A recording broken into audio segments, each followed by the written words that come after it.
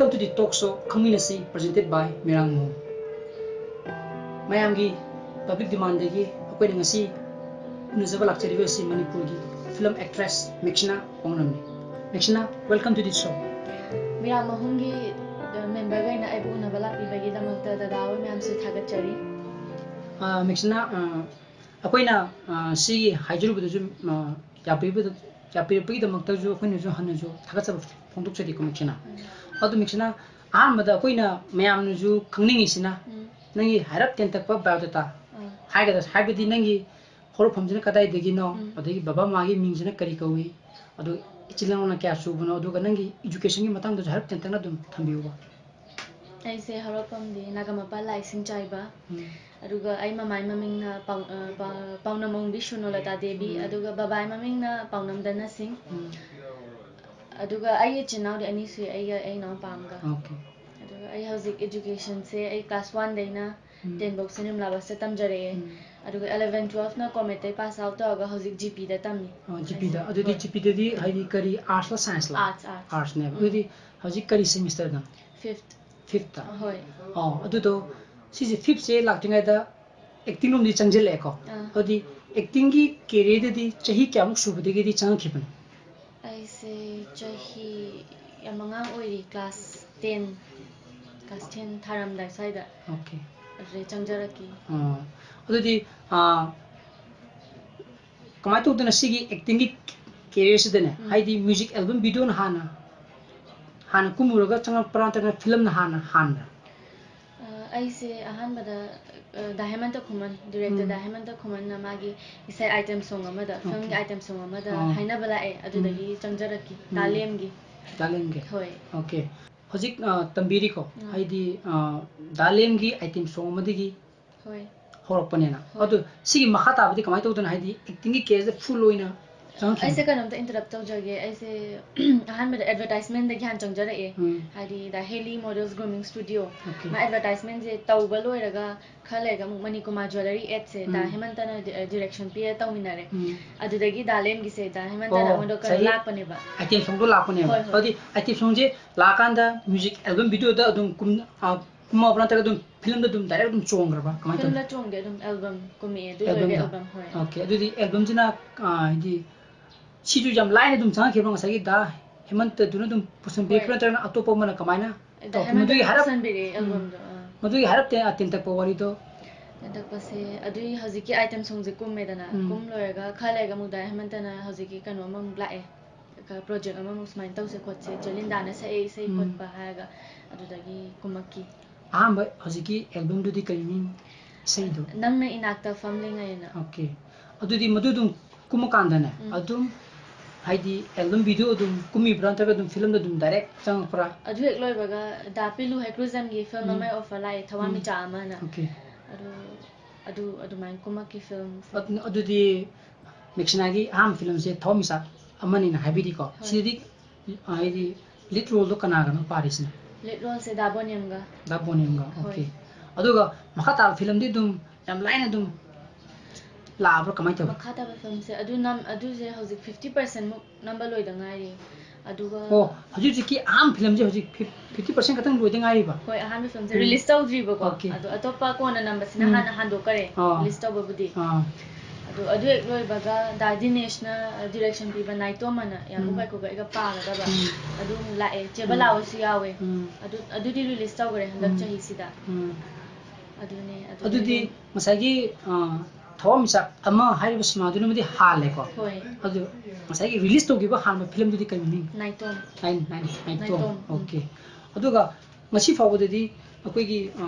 Mexina na music album video jina kya muti ko big re adu ga film na kya muti sure kumbada hadi release to giba ko hoi music video se ana khan bada mapan tara mukti suram de male adu film se under pending da body ahum release tau de watli aduga release tau gi bada ani tau gare chingda sapi inge lega naitong ga body release tau gare aduga makatara koina sigi acting gi career se ne nana changpa kanda no gi family member ne di full support to pira pra natragana haidi kumba yaro kholo habigi madugumbai wari ge le dum share to biwa support se ahama tholo panina support se pam phang te haidi ꯑꯩꯁꯦ ꯃꯪꯗꯕꯨ ꯃꯪꯉꯨꯗꯦꯕ ꯁꯨꯃꯥꯏꯅ ꯐꯤꯂꯝꯒꯤꯗ ꯆꯪꯉꯛꯀꯅꯤ ꯈꯣꯠꯀꯅꯤꯁꯦ ꯍꯥꯏꯗꯤ tuition ꯆꯠꯇꯅ ꯑꯗꯨꯝ school ꯆꯠꯇꯅ ꯂꯩꯔꯝꯃꯤꯕꯅꯦꯕꯀꯣ ꯁꯤꯗ ꯑꯍꯥꯟꯕꯁꯦ ꯑꯩꯈꯣꯏ ꯃꯥꯕꯨꯗꯤ ꯍꯥꯏꯐꯦꯠ ꯈꯔ ꯃꯆꯥꯅꯨꯄꯤꯅꯤꯅ ꯁꯞꯄꯣꯔꯠ ꯇꯧꯕꯗ ꯌꯥꯎꯋꯦ ꯑꯗꯨꯒ ꯑꯩꯈꯣꯏ ꯕꯥꯗꯤ ꯀꯩꯝꯇ ꯁꯞꯄꯣꯔꯠ ꯇꯧꯔꯝꯗꯦꯕ ꯍꯥꯏꯗꯤ ꯍꯧꯖꯤꯛ 12ꯀ ꯂꯣꯏꯔꯛꯄꯒꯤ BA ꯀꯥꯔꯛꯄꯁꯤꯗꯒꯤ ꯁꯨꯝ ꯁꯞꯄꯣꯔꯠ ꯇꯧꯔꯛꯄꯅꯦ ꯑꯩꯈꯣꯏ ꯕꯥꯗꯤ ꯁꯞꯄꯣꯔꯠ ꯇꯧꯔꯛꯇꯦ ꯑꯗꯨꯒ 8ꯀ ꯇꯧꯕꯁꯦ ꯑꯩꯈꯣꯏ ꯕꯥꯁꯦ ꯂꯥꯛꯑꯦꯅꯦ ꯈꯪꯕ꯭ꯔꯥ ꯑꯩꯈꯣꯏ ꯃꯥꯒ ꯑꯩꯈꯣꯏ ꯕꯥꯅꯤꯁꯦ ꯍꯥꯏꯖꯜꯂꯝꯃꯤꯅꯦꯕꯀோ ꯁꯨꯃꯥꯏꯅ ꯀꯩꯅꯣ ꯇꯧꯕꯩ ꯆꯠꯇꯣꯏꯅꯦ ꯁ꯭ꯋꯦꯁꯇꯤ ꯆꯠꯇꯣꯏꯅꯦꯒ ꯍꯥꯏꯖꯜꯂ ꯆꯠꯂꯦ ꯃꯅꯤꯀꯨꯔ ꯃꯥꯒꯤ 8 ꯆꯠꯄꯁꯦ ꯑꯩꯈꯣꯏ ꯕꯥꯁꯦ ꯅꯨꯡꯗꯥꯡ ꯇꯥꯔꯛꯑꯦꯅꯦ ꯁꯨꯇꯤꯡ ꯇꯧꯕꯁꯤꯗ ꯈꯪꯕ꯭ꯔꯥ ꯅꯨꯡꯗꯥꯡ ꯇꯥꯅꯤ ꯈꯜꯂꯨꯗꯕ ꯑꯩꯈꯣꯏꯗꯤ ꯅꯨꯡꯊꯤꯟꯗ ꯂꯣꯏꯅꯤ ꯈꯜꯂꯨꯕ ꯑꯗꯨꯗꯩ ꯑꯩꯈꯣꯏ ꯕꯥꯏ ꯐꯣꯟꯁꯦ ꯂꯥꯛꯑꯦ ꯀꯥꯏ ꯂꯩꯕ ꯈꯣꯠꯄ ꯈꯣꯏꯅꯣ ꯇꯧꯔꯒ ꯑꯩꯈꯣꯏ ꯅꯦꯅꯦ ꯑꯃ ꯇꯧꯔꯒ ꯉꯥꯡꯅꯍꯜꯂꯦ ꯁꯨꯃꯥꯏꯅ ꯇꯧꯗꯅ ꯃꯥꯁꯦ ꯁꯨꯃꯥꯏꯅ ꯃꯅꯤꯀꯨꯔ ꯃꯥꯒꯤ 8 ꯇꯧꯔꯦ ꯈꯣꯠꯂꯦꯒ ꯑꯗꯨꯃꯥꯏꯅ ꯑꯋꯥꯕꯗꯤ ꯌꯥꯝ ꯊꯦꯡꯅꯔꯦ ꯑꯩꯈꯣꯏ ꯕꯥꯅ ꯑꯍꯥꯟꯕꯗ ꯌꯥꯔꯝꯗꯕꯅꯤꯅ ꯑꯗꯨꯝꯕꯗꯤ ꯌꯥꯝ ꯊꯦꯡꯅꯩ ꯑꯗꯨꯒ ꯍꯥꯏꯗꯤ BA ꯀꯥꯔꯀꯥꯟꯗꯗꯤ ꯐꯨꯜ ꯁꯞꯄꯣꯔꯠ ꯐꯪꯉꯦꯕꯀꯣ ꯐꯪꯉꯦ ꯀꯩꯝꯇꯕꯨꯗꯤ ꯍꯥꯏꯗ꯭ꯔꯦꯕ ꯑꯗꯨꯝ ꯍꯥꯏꯗꯤ ꯒ꯭ꯌꯥꯟ ꯇꯥꯅꯔꯕ ꯉꯥꯛꯇꯅꯤꯅ ꯑꯗꯨꯒ ꯐꯤꯂꯝꯒꯤ ꯑꯣꯐꯔ ꯃꯌꯥꯝ ꯑꯃꯗꯤ ꯂꯥꯛꯑꯝꯒꯅꯤ ꯁꯤꯒꯤ ꯂꯥꯛꯄꯁꯤ ꯑꯗꯨꯝ ꯄꯪꯂꯧꯗ ꯑꯗꯨꯝ ꯂꯧꯁꯟꯕ꯭ꯔꯥ ꯂꯧꯁꯟꯕꯁꯤꯗ ꯅꯪꯒꯤ ꯁꯦꯗꯨꯜꯗꯤ ꯀꯃꯥꯏꯅ ꯇꯧꯅ ꯁꯤꯜꯂꯦ ꯄꯪꯂꯧꯗꯤ ꯂꯧꯁꯟꯗꯦ ꯑꯩꯁꯦ ꯑꯗꯨꯝ ꯀꯩꯅꯣ ꯍꯥꯏꯗꯤ ꯌꯦꯡꯉꯒꯀꯣ ꯑꯩꯕꯨ ꯁꯞꯄꯣꯔꯠ ꯇꯧꯕꯤꯒꯗꯕ ꯔꯣꯜ ꯑꯣꯏꯔꯒꯗꯤ ꯑꯗꯨꯝ ꯂꯧꯋꯦ ꯍꯥꯏꯗꯤ ꯑꯩꯕꯨ ꯆꯤꯡꯈꯠꯄꯤꯒꯗꯕ ꯔꯣꯜ ꯑꯗꯨꯝ ꯑꯣꯏꯅ ꯂꯧꯋꯦ ꯑꯗꯨꯗꯣ ꯂꯧꯕ ꯀꯥꯟꯗ ꯍꯥꯏꯗꯤ ꯐꯤꯂꯝ ꯑꯃ ꯂꯣꯏꯔꯒ ꯑꯣꯏꯅ ꯑꯇꯣꯞꯄ ꯐꯤꯂꯝꯒꯤ ꯐꯤꯂꯝ ꯑꯃ ꯁꯨꯇꯤꯡ ꯇꯧꯔꯤ ꯍꯧꯕ꯭ꯔꯥ ꯇꯧꯔꯤꯉꯩꯗ ꯂꯧꯁꯟꯕꯁꯨ ꯌꯥꯎꯋꯦ ꯑꯗꯣ ꯁꯨꯇꯤꯡ ꯁ꯭ꯀꯦꯗ꯭ꯌꯨꯜꯕꯨꯗꯤ ꯂꯣꯏꯔꯀꯥꯟꯗ ꯇꯧꯋꯦꯕ ꯑꯗꯨꯝ ꯑꯩꯅ ꯍꯧꯖꯤꯛ ꯅꯝꯈꯤꯕ ꯃꯌꯥꯝꯁꯦ ꯑꯗꯨꯃꯥꯏꯅ ꯂꯣꯏꯅ ꯇꯧꯋꯦ ꯍꯥꯏꯗꯤ ꯑꯃ ꯂꯣꯏꯔꯒ ꯁꯨꯝ ꯀꯟꯇꯤꯅ꯭ꯌꯨ ꯇꯧꯋꯦꯕꯀꯣ ꯍꯥꯏꯗꯤ ꯁꯦꯗꯨꯜꯁꯦ ꯃꯤꯛꯁ ꯇꯧꯗꯦꯕ ꯇꯧꯗꯦ ꯑꯗꯨꯒ ꯁꯤꯒꯤ ꯐꯤꯂꯝ ꯅꯝꯕ ꯀꯥꯟꯗꯗꯤ ꯉꯁꯥꯏꯒꯤ ꯅꯪꯒꯤ ꯐꯤꯂꯝꯒꯤ ꯁ꯭ꯀ꯭ꯔꯤꯞ ꯍꯥꯏꯒꯗ꯭ꯔꯥ ꯅꯪꯒꯤ ꯀꯦꯔꯦꯛꯇꯔꯗꯣ ꯍꯥꯟꯅ ꯌꯨꯝꯗꯒꯤ ꯄ꯭ꯔꯤꯄꯦꯌꯔ ꯇꯧꯔꯒ ꯍꯌꯦꯡꯁꯦ ꯁꯤꯒꯤ ꯃꯇꯥꯡꯁꯤꯗ ꯍꯥꯏꯗꯤ ꯗꯥꯏꯔꯦꯛꯇꯔꯁꯤꯅꯀꯣ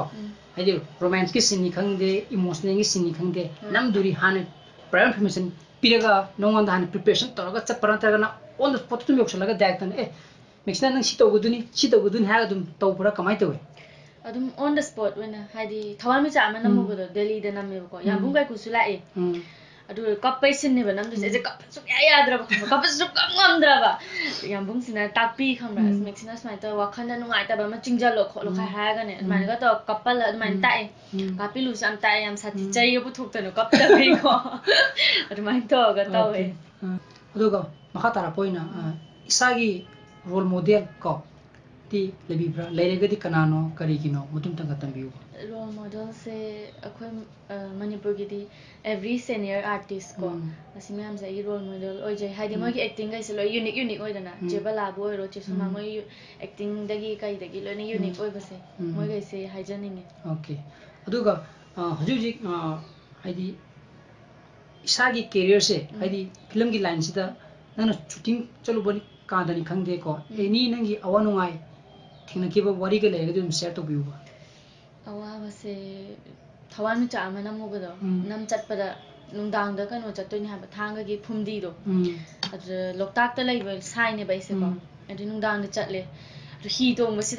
ꯍꯤ ꯇꯣꯡꯕꯁꯤꯃꯨꯛ ꯑꯩꯁꯦ ꯀꯤꯕ ꯂꯩꯇꯦꯕ ꯅꯨꯡꯗꯥꯡꯗꯨꯗ ꯃꯝꯈ꯭ꯔꯕꯗꯨꯗ ꯍꯤꯁꯦ ꯂꯣꯛꯇꯥꯛꯇ ꯇꯣꯡꯉ ꯆꯠꯂꯤꯅꯦ ꯑꯩꯈꯣꯏ ꯃꯥꯅꯦ ꯑꯩꯅꯦ ꯆꯠꯂꯦ ꯑꯗꯣ ꯑꯗꯨꯃꯛ ꯉꯥꯏꯔꯦ ꯑꯩꯅ ꯅꯨꯡꯉꯥꯏꯇꯕ ꯊꯦꯡꯅꯕ ꯑꯁꯤ ꯍꯤ ꯇꯣꯡꯕꯁꯦ ꯌꯥꯝ ꯀꯤꯖꯩꯕ ꯑꯩꯁꯦꯀꯣ ꯏꯁꯤꯡ ꯀꯤꯕꯩꯔꯥ ꯀꯩꯅꯣ ꯏꯔꯣꯏꯕ ꯍꯩꯇꯕ ꯍꯩꯇꯦꯕ ꯑꯗꯨꯒ ꯃꯈꯥ ꯇꯥꯔꯛꯄ ꯑꯣꯏꯅ ꯃꯦꯛꯁꯤꯅꯥꯁꯤ ꯉꯁꯤꯗꯒꯤ ꯍꯧꯔꯒ ꯆꯍꯤ 5ꯒꯤ ꯃꯇꯨꯡꯗ ꯀꯔꯤ ꯍꯥꯏꯅ ꯎꯕꯤ ꯑꯩꯁꯦ ꯐꯤꯂꯝꯒꯤ ꯂꯥꯏꯟꯗ ꯆꯪꯁꯜꯂꯨꯔꯕꯅꯤꯅ ꯆꯍꯤ 5ꯒꯤ ꯃꯇꯨꯡꯗ ꯃꯌꯥꯝꯅ ꯅꯨꯡꯁꯤꯕꯤꯕ ꯃꯌꯥꯝꯅ ꯈ꯭ꯋꯥꯏꯗꯒꯤ ꯄꯥꯝꯅꯕ ꯑꯦꯛꯇ꯭ꯔꯦꯁ ꯑꯃ ꯑꯣꯏꯅ ꯎꯍꯟꯅꯤꯡꯉꯤ ꯑꯣꯀꯦ ꯑꯗꯨꯒ ꯃꯌꯥꯝꯒꯤ ꯁꯦꯕꯥꯁꯨ ꯂꯦꯞꯇꯅ ꯇꯧꯕ ꯉꯝꯕ ꯑꯣꯏꯖꯒꯦ ꯑꯗꯨꯒ ꯃꯦꯛꯁꯤꯅꯥꯒꯤ ꯌꯨꯝꯗ ꯀꯧꯅꯕ ꯑꯩꯈꯣꯏꯒꯤ ꯅꯤꯛꯅꯦꯝꯒꯗꯤ ꯂꯩꯕ꯭ꯔꯥ ꯅꯤꯛꯅꯦꯝꯁꯦ ꯑꯁꯦꯡꯕꯗꯤ ꯅꯤꯛꯅꯦꯝꯁꯦ ꯃꯦꯛꯁꯤꯅꯥ ꯑꯣꯏꯗꯣꯏꯅꯦꯕꯀꯣ ꯑꯩꯁꯦ ꯑꯁꯦꯡꯕ ꯃꯤꯡꯁꯦ ꯑꯦꯟꯖꯤ ꯄꯥꯎꯅꯝ ꯑꯦꯟꯖꯤ ꯄꯥꯎꯅꯝ ꯀꯧꯋꯦ ꯑꯗꯨꯒ ꯍꯥꯏꯗꯤ ꯅꯪꯒꯤ ꯃꯤꯡ ꯑꯁꯦꯡꯕ ꯑꯁꯦꯡꯕꯁꯦ ꯁꯥꯔꯇꯤꯐꯤꯀꯦꯠꯀꯤ ꯃꯤꯡꯁꯦ ꯑꯦꯟꯖꯤ ꯄꯥꯎꯅꯝ ꯑꯗꯨꯒ ꯃꯦꯛꯁꯤꯅꯥ ꯍꯥꯏꯁꯤꯅ ꯊꯥꯏꯅ ꯑꯩꯈꯣꯏ ꯀ꯭ꯂꯥꯁ 9ꯒ ꯀꯥꯕꯗ ꯐꯦꯁꯕꯨꯛ ꯍꯥꯡꯒꯠꯅꯔꯛꯄꯁꯦ ꯁꯤꯗ ꯏꯃꯥꯟꯅꯕꯤꯅ ꯃꯦꯛꯁꯤꯅꯥ ꯀꯧꯁꯦ ꯈꯣꯠꯁꯦ ꯅꯩꯕꯅꯦ ꯈꯣꯠꯄꯅꯦꯒ ꯍꯥꯏꯕꯁꯦ ꯃꯦꯛꯁꯤꯅꯥꯅ ꯊꯝꯃꯨꯕꯁꯤꯅ ꯃꯌꯥꯝꯁꯤꯅ ꯑꯣꯏꯅ ꯃꯦꯛꯁꯤꯅꯥ ꯑꯣꯏꯅ ꯈꯟꯈ꯭ꯔꯦꯕ ꯑꯩ ꯃꯤꯡ ꯑꯁꯦꯡꯕꯕꯨꯗꯤ ꯑꯦꯟꯖꯤ ꯄꯥꯎꯅꯝꯅꯦꯕ ꯁꯤꯁꯤꯅ ꯁꯥꯔꯇꯤꯐꯤꯀꯦꯠꯀꯤ ꯃꯤꯡꯅꯦꯕ ꯑꯗꯨꯒ ꯃꯦꯛꯁꯤꯅꯥꯁꯤꯅ ꯁꯣꯏꯗꯅ ꯐꯦꯁꯕꯨꯛꯇ ꯍꯥꯞꯀꯠꯂꯨꯕꯗꯒꯤ ꯃꯦꯛꯁꯤꯅꯥ ꯄꯥꯎꯅꯝ ꯑꯃ ꯆꯠꯈꯤꯕꯅꯦꯕꯀꯣ ꯌꯥꯝꯅ ꯐꯖꯔꯤꯕ ꯋꯥꯔꯤꯅꯤ ꯃꯦꯛꯁꯤꯅꯥꯒꯤꯁꯤꯁꯨ ꯑꯗꯨꯒ ꯃꯦꯛꯁꯤꯅꯥ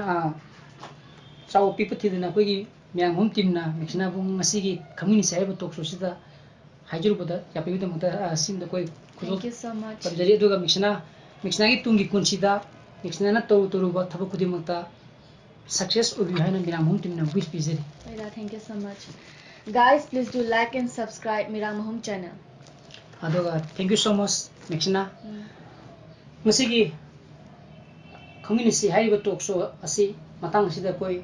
losinjere aduga yengbiriba mipum khudimakpu mayam hum teamna thagasaba phongdoksari thank you